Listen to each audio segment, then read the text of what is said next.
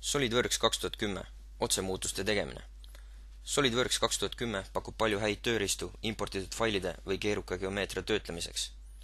Laiendades SolidWorksi otsemuutmisvõimeid on näha, et nüüdsest tunneb SolidWorks ära ka kujundite alamkujundid.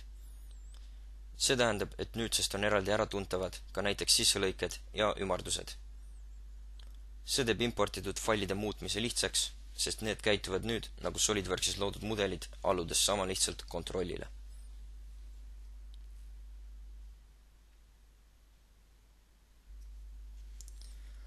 Teine suurem uuendus, mida te märkate, on uuendatud hiireliikumine. Hoides all paremat klahvi ja lohistades hiirt 8 eri suunda, ilmub menüü, kust saate lihtsalt näiteks vaadet vahetada, ilma et te peaks otsima vastavat nuppu klaviatuurilt või tööriistaribalt. Kõik 8 suunda on eraldi seadistatavad nii joonise, mudeli kui koostukeskkonnas. Nüüdsest leiab parema klahvi menüü alt käskluse Move. See käsklus lihtsustab oluliselt importitud geomeetriaga töötamist.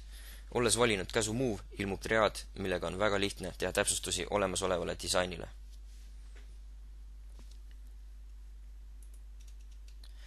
Sama käsklus toimib ka korduste puhul.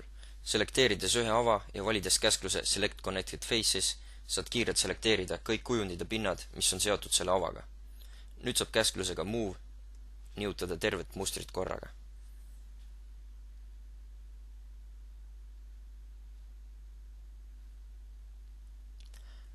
Tugiriba liigutamisega läheb vaja ühte lisasammu. Kasutades funktsiooni Select Connected Faces saad kiirelt valida kõik seotud pinnad.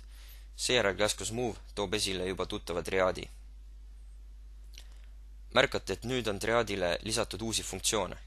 Parema klahvi käsklusega Move to Selection saate liigutada triaadi selekteeritud pindade juurde ja teha seejärel disainile vajalikud korrektuurid.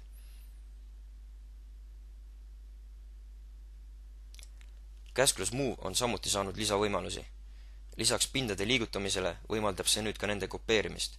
Selleks tuleb panna linnuke vastavasse kasti kujundi puhul.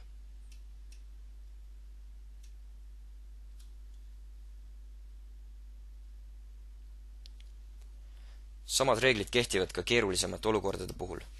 Nagu näha, on kõik selle ava äärepinnad uue käsklusega kergelt selekteeritavad ja liigutades triaadi selektsiooni juurde saab ava vabalt liigutada ka mööda kõverpindu.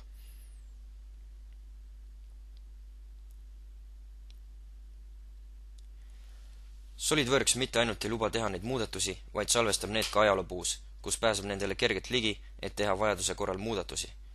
See on järjekordne näide, kuidas SolidWorks 2010 teeb kasutajale asjad palju lihtsamaks, andes kasutajale võimaluse kasutada otse modelleerimise mugavust, kuid jättes võimaluse minna tagasi ja korrigeerida oma valikuid.